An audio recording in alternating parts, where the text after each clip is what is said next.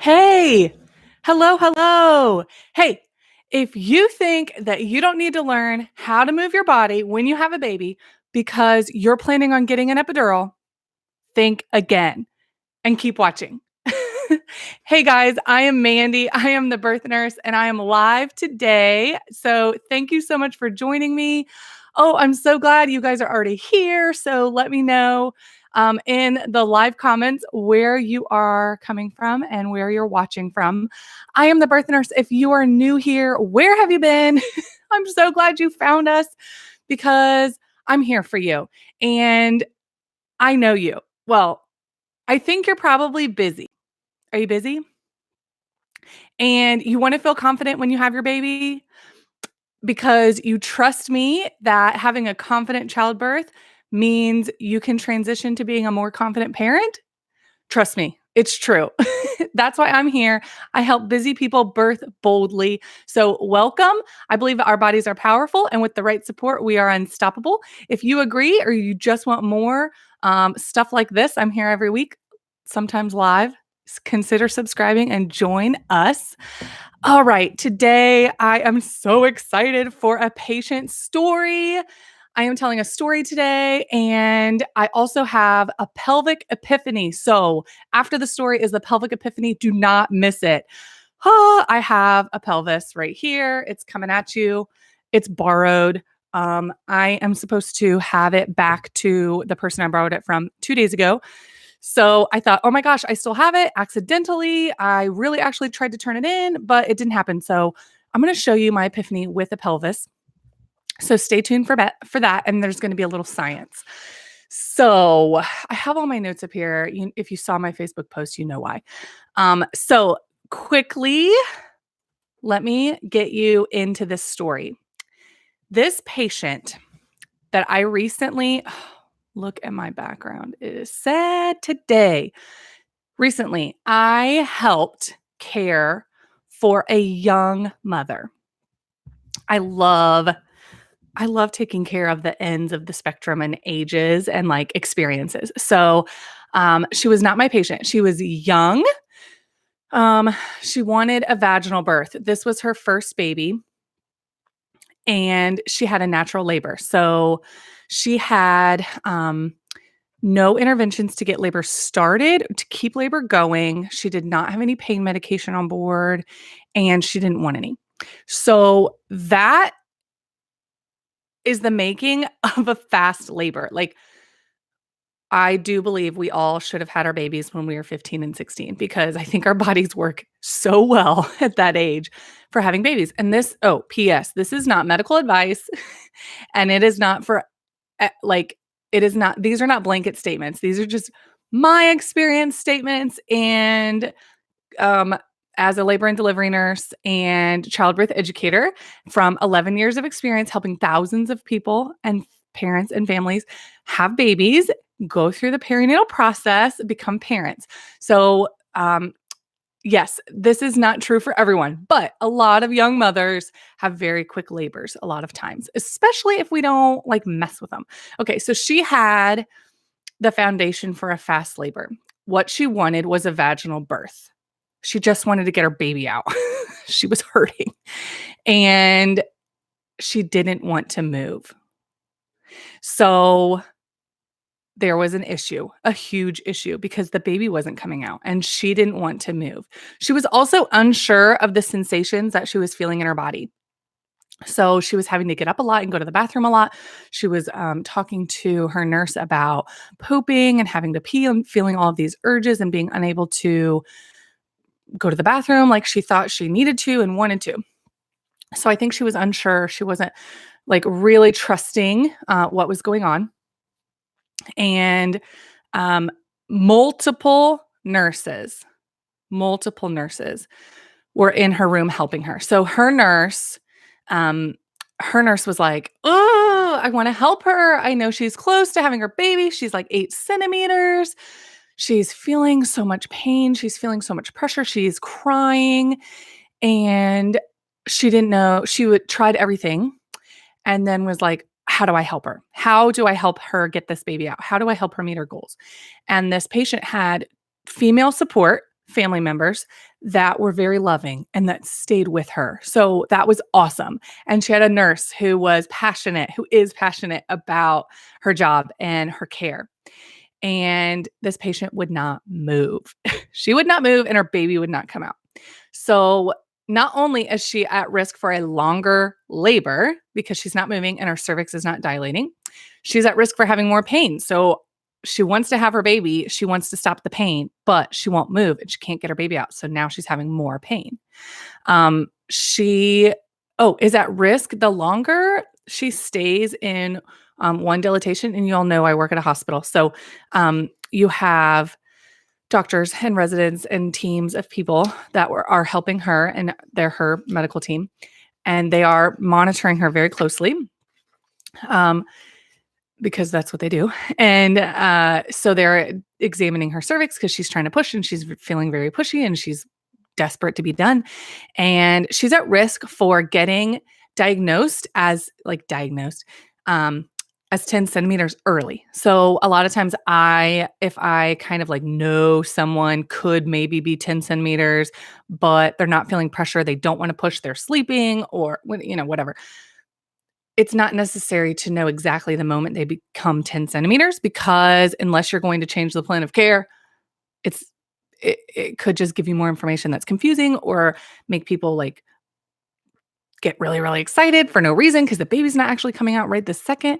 So she's at risk for them declaring that she's 10 centimeters and then pushing for longer because, the baby was not really, really low in the pelvis. And she was feeling pushy, but the baby just wasn't right there, wasn't ready to come out. So there was some positioning issues. And she wouldn't move. She just wouldn't move. So more time pushing, more swelling, more risk for tearing. All those things can happen when you push right away and the baby's not super low.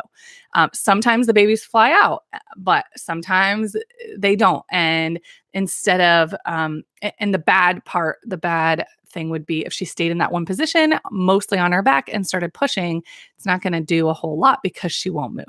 So then she gets examined again and we're getting towards the end of the shift. And of course my ears are perked up because, I love like puzzles when it comes to labor and she's definitely becoming a puzzle. Well, the puzzle intensifies when they check her cervix and now it's swollen.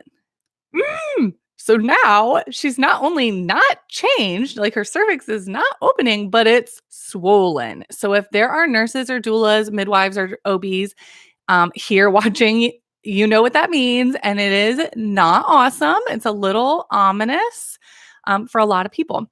Luckily, I've been reading up on how to fix a swollen cervix and still have a baby. So I was like, oh my gosh, can I please help you? And her nurse was like, please, like I've had multiple nurses in here and we can't get her to move. And now her cervix is swollen. I don't want to go in there feeling defeated, but I'm like on the edge.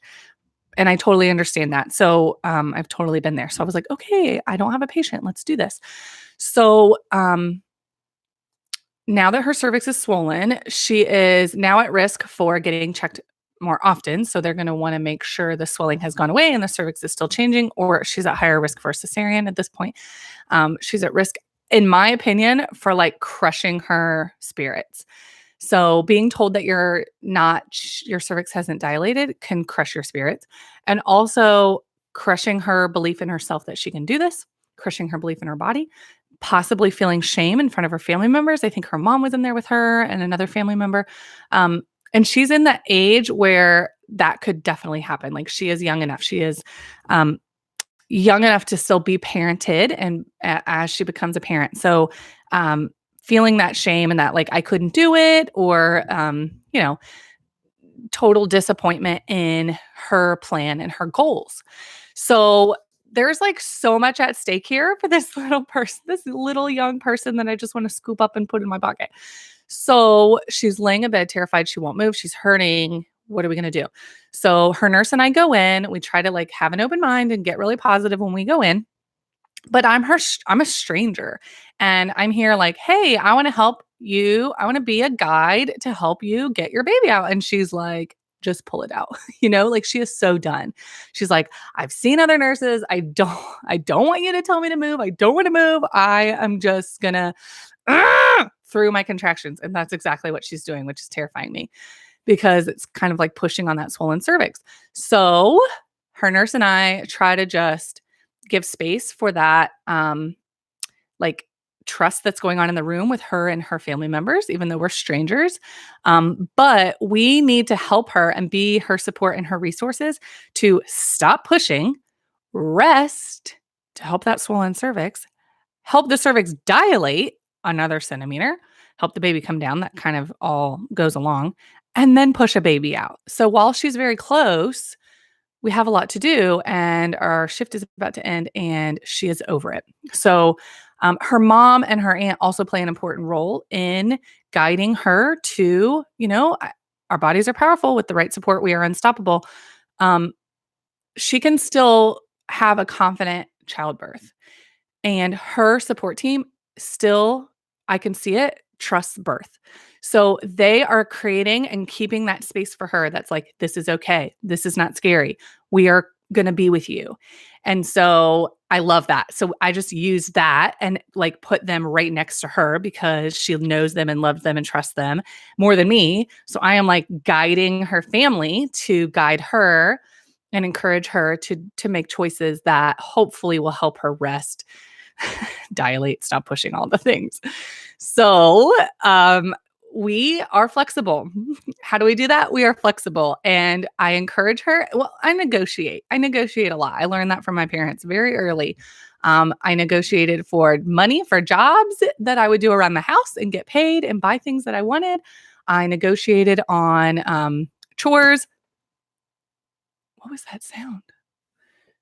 And on like punishments, I would negotiate out of those. So we negotiated. And I always try to create a space where she has choice and she has the power. And it's her birth. So if she ultimately wants to do those things, I just have to make it clear, like, this is what I'm worried about, not to scare you, but here's why I'm here to do this. I don't hate you. I don't want to hurt you, even though it may hurt more. This is the very, very near to the end. If we do these things, you could be done. And on the other side. So she's like, I don't trust you. I can see it in her face. She's like, nope, nope, you're a stranger. And you're telling me the same thing everyone else told me. So I just stay close and we just stay there with her. And she's like closing her eyes and trying to like be anti whatever I say. And then she'll like, and I'm still there, just sitting. I'm just close. Like, I'm not like, hey, do what I say. I'm just close. And I have to not care what she chooses. I do care because I can see like the potentially crushed spirit and harder, connection with her baby and difficult first few days into parenting as she processes this birth, first few weeks, first few months. I'm still processing my births, if I'm going to be honest. And honestly, I had to like be in that space, if I'm honest, be in that space with her to get my confidence up because I didn't know if this was going to work. I've seen swollen cervixes go to the OR, and she's so young. Like, I do not want that for her if it can be avoided. And because she has these strong goals of just getting her own baby out and she's close and she's been through all of this other labor, there's so many reasons why I just want it to go her way. And I'm not completely 100% confident it's going to happen. How can I ever be confident anything's going to happen in birth? I mean, really, I just know her best chance is to move. And she's been emptying her bladder and getting up a lot until now. And she's just at that point where I'm like, oh my gosh, if we just do the right moves, we could get this baby under that bone and boom, she would push this baby out because she's strong. I mean, I could see it in her body, like tensing. She is strong. So before we lose all of that strength, I'm like, kind of like, this is a timetable because your doctors are going to come back in and want there to be change. So I give her space. We help her feel safe. We help her feel trust. We negotiate with some positions. She picks one. She's like, nope, I'm going back to my back. I was like, woo. So I picked the wrong position for her at first. We stay there with her. And then we help her balance her pelvis. So we do some spinning babies moves because we went to a workshop recently, and I'll link them down below because they're amazing if you don't know about them. So we balanced her pelvis, which her nurse had done already earlier in labor, but it helped center her and helped her rest. And earlier, it helped her do the same thing.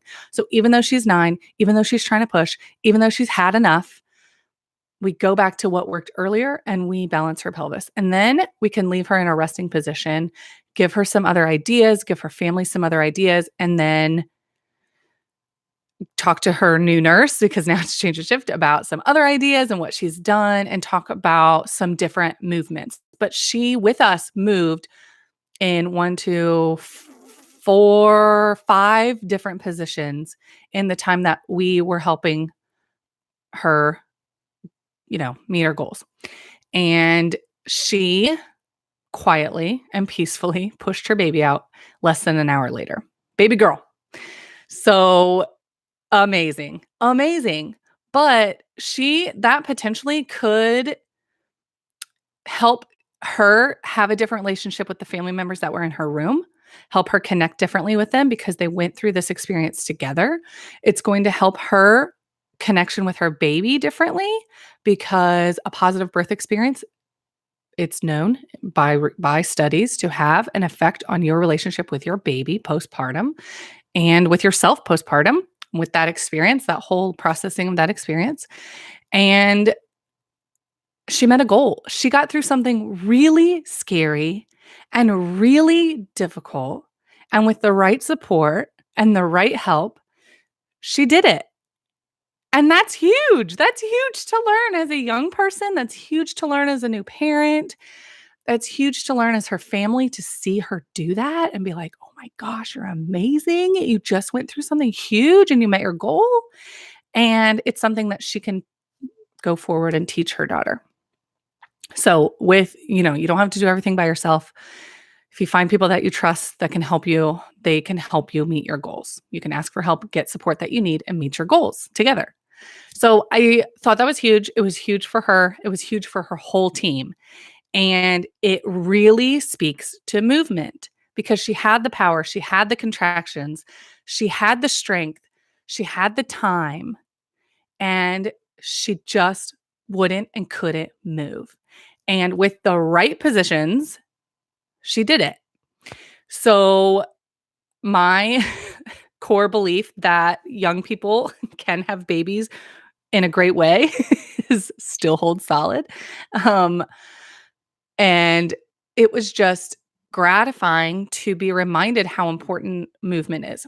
So why is it important for you to move, and why does it matter before you even go into labor? Even if you're going to get an epidural, even if you can't do all of the movements, like all of the special movements that are out there, or all the spinning baby moves that you learn, all of the peanut ball moves. And I'm seeing some questions in the live comments about some specific situations where you can't do some of the movements. This is for understanding the pelvis and why we work best in labor when we can move. And then if we need and when we need to adjust that, we do. And we're flexible and we negotiate, right? Because not every person is going to be able to do every single move at the certain amount of time, or, there's not like a template for, there's not a math equation for this. So it's going to be unique for every person. But in my course, so did I tell you about my online course? If not, shame on me. I am online and I teach Lamaze online at the Birth Nurse Academy. It's birthnurseacademy.com. And I talk to my students and I encourage them to try every single move. Every single move that I give them, I encourage them to try in pregnancy, so they can, what I call it is, fill their toolbox. They can get all kinds of different like moves and positions. They can try them because you don't know what you're going to like when you get into labor. So, hey, Bobby, Joe, Bush, thank you. I lost my train of thought because I'm reading the comments over here. So I talk about, and I'll link this video right here, when I talk about hormones and how they have an effect on labor. And I go more in depth in that, of course, in my Lamaze class. But it talks about, or I explain how we move to promote, like, to block the pain nerves, nerve responses or nerve receptors in our bodies. So good movement that feels good blocks pain. So we can have less pain if we do things that feel good, which is crazy. But so it's twofold. Like, yes, you move with the right movements sometimes can have a very specific effect and meet your very specific goal right then. And that takes, your understanding, your innate, like trusting your intuition about your body and your baby, and also a team with you who trusts birth, and sometimes experts who maybe have seen this before and they give an idea that you haven't thought of. So it's a millionfold in that regard. But so you move for comfort because that affects your pain level in labor, science. And you move, and there's sometimes moves that you do specifically to get your goal met in that time. So like you move the baby in the pelvis, or you have to get rid of anterior swollen cervix, or you have to get the baby into the pelvis to get into labor, or okay, there's a million. My epiphany came recently when I went to my Spinning Babies workshop. They had a different pelvis, and I don't know why it took 10 and a half years. Oh, I don't know why it took 10 and a half years to have this epiphany, but it did. And honestly, it did. And I didn't even want to say that because it's embarrassing. It took 10 and a half years of working with other people's pelvises to really get it and really get the movement. And I bought one of these. It's on its way. It's different than this, but I need it because it's part of my epiphany. And if I had an epiphany, maybe there's some labor nurses and birth pros that need to hear this, and you need to hear this about your own body because you have one of these in your body. And the more you know, the more confident you can be in your body and in your intuition and in your ability. So, and I don't mean in your ability, like everyone can have a vaginal birth in a certain way. I mean, in your ability to make decisions for your body. Okay. So you understand your body a little more. So this is a pelvis, and you've probably seen this, and it does not have ligaments, which, I wish it did because I'm learning more about the ligaments and the muscles that sit right here in the pelvic floor, the moneymaker spot. Anyway, if we just talk about bones and we just look at bones, let me know if you're with me. Give me a thumbs up. Are you with me? Have you seen this before? You have one of these. This is your back. This is the top of your pelvis. We like walk around kind of like this, right? Because this is really, really, oh, thanks for the thumbs up. This is really, really low. These are up high. You can feel it in your body. This is your tailbone that does move. So I've always used this pelvis in my Lamaze classes, and I've always been taught with this pelvis in workshops. I've always seen this move. Okay. So we know our tailbone can move. But oh my gosh, my epiphany was that all of these and I already knew this. I don't know. Just bear with me. Takes me a few times. These are joints. These spaces, like this is a joint. This looks like a knee joint. If you've seen a model of a knee, that's a joint. That's cartilage right there. So what does that mean? These are joints right here, right there, right there. These are all joints. These are separate bones. Separate bones. This is a bone. Your where does it go? Right here. This is where your leg bone goes. Leg bone. These are bones. Separate joint. Separate. All right. Okay. Think about another place in your body where you have joints. Let's think about the arm. We have a joint and a joint, right? And a joint right there. We have a bunch of different bones in our arm to work the most effectively, right? So if you were to go to your trainer, excuse me, live, baby, live. If you were to go to your trainer and say, I want my arm to move the most efficiently and the most effectively so that I can get the best performance out of it, right? You're doing something huge with your body, like giving birth. Stay with me. I know you're with me. Like I'm giving birth and the baby's coming out of my arm. Okay, thumbs up. Great.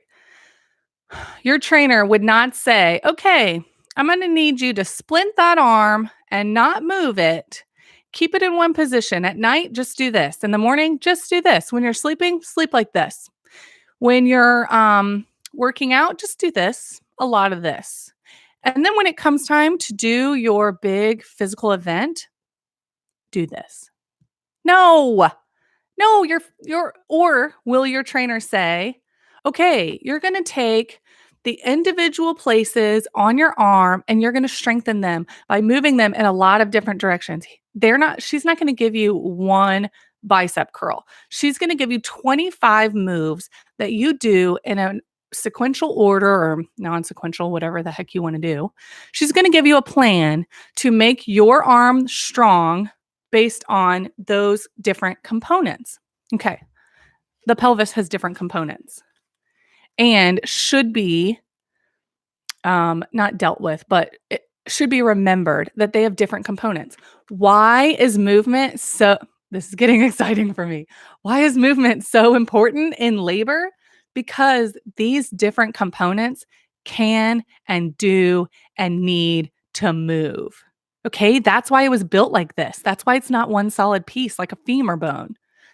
That's why also, if you can picture any picture that you've seen of a newborn baby's head, it's also composed of different bones because they're supposed to move and do their job together with your pelvis that is supposed to move. That's why it's like a freaking dance. It totally is like a dance. And this was like a huge epiphany for me. And it took forever for me to really I knew this, but like I didn't know it like I do now. It's different.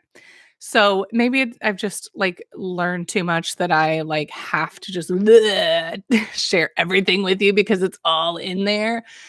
But we don't treat the pelvis like it has all of the different bones like the baby's skull does. We are okay with 3 different positions for labor, right? The peanut ball positions maybe in the bed.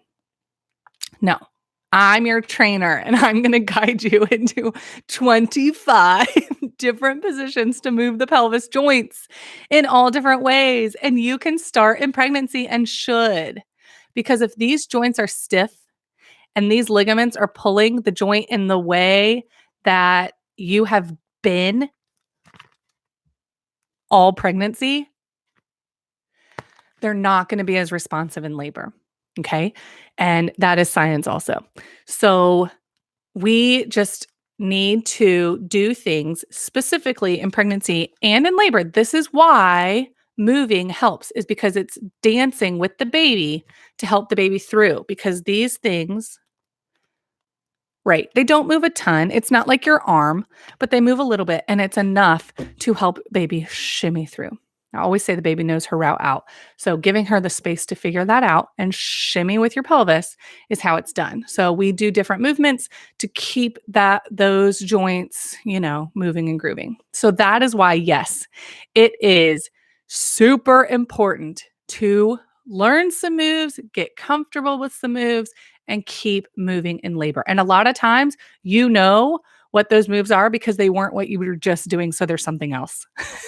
We don't have to know all the moves, but keeping moving, doing something different, moving forward is important. It is important. So just wrap your head around that it's all about moving. Moving is crucial because we are made up of lots of joints and it's not just one static baby drops through the chute. It was an epiphany. So you are going to see more of that pelvis and I'm super stoked. All right. Takeaways. Your body works best in labor when it moves and even better when it's moving with a purpose, right? So that is super awesome news as you are building your team that trusts birth and trusts your body. It takes a strong intuition to do that. Unwavering and a supportive team that trusts birth and trusts you. And I totally trust you because you got one of these, baby. You got one of these that can move and groove. We just have to support it in the right way. Okay. So I totally trust you. It just takes you trusting you. And you trust your intuition by learning some common birth positions. I call it filling your toolbox, like I talked about earlier. And I encourage my students to test drive them all because you don't know what you're going to like in labor. Labor is totally different than not labor. So you try them all, and you try them all during labor, and you're like, nope, next. Just like that patient who was like, I'm going to negotiate on a no for this one. So you try them all so that you've done them and they're not weird. And you can get into them and get your groove quicker, your rhythm, right? So if you need some ideas, go down below, download the PDF that I've given you, a bunch of labor position ideas. Actually, all of them that I can think of, like 125 in a download. You put it on your phone, you take it with you. You can start practicing right now and you can take it with you into labor. You can show your nurse, you can show your support people. And then check out this video. I think I'll put it right there on positioning with a rebozo. Rebozo is not super common in the hospital. So if you go in prepared on some ideas, it can be a really helpful tool for you. And I promise you will learn something in this video. So download and watch. Thank you for subscribing. Thank you for the likes. Oh, are there questions? I will get them. Watching from Colorado. Hey, Jessica Walker, I'm so happy you're doing this live. This is so fantastic. Thank you. Gosh, the love. Patience rushing. Hi, Mandy. You are awesome. I'm 35 weeks pregnant in Texas. Looking forward to hearing all you have to say. I love you guys. Mommy and Cole, hey, I moved every 2 to 5 minutes this last labor and it was 2 hours long. Holy moly. Moving was amazing. Cold soda cans rolled on my back was the best. Hey, that's a great idea. Jade G, how do you avoid dislocating those joints? Have you had dislocations in the past, JG? Because it's not common. I guess it's common to maybe get out of alignment back here. And there are some like releases that you can do for the sacrum. And this joint can move and shift up and down and get a little wonky because our pelvis can like stay in a tilt, kind of like this. You know, that's a tilt and that's a tilt. It can kind of stay like that. So one side can go higher than the other. And you can try chiropractic care. You can try massage. You can try different stretches to help the ligaments stay really symmetrical and even so they're not pulling. Because, you know, once our ligaments and fascia get used to something, like hold that position. I am intimately familiar with that fact after having my tongue tie released and I could feel all the fascia pulling, all the old ways, all over my body. So you have to really, it's like a daily thing. So heat, getting warm, not like a hot pack, but like warming your body up and then doing some soft stretches for your hips, back, and legs, and soft massage and chiropractic care can help. I have, JG. I have Ehlers-Danlos syndrome, so everything is very loose. Yeah. Usually my SI joints slide up and down a little diagonally. Yes. So you are a special case. You might not feel comfortable with a peanut ball or it might not be safe for you. So yes, you definitely have to be aware of that. And you have to change. Oh, you're in the UK. Hey, you will have to change things when you're pregnant because things are going to be even looser. So you have to be really aware of your limits and how your body feels, which is really good for you. That's really good homework to really be in tune of your new pregnant body and how it is reacting and responding and not going as far as you can go if that's too far because you are so loose when you're pregnant. You get elastin and relaxin. These are hormones that help your pelvis move even more and groove.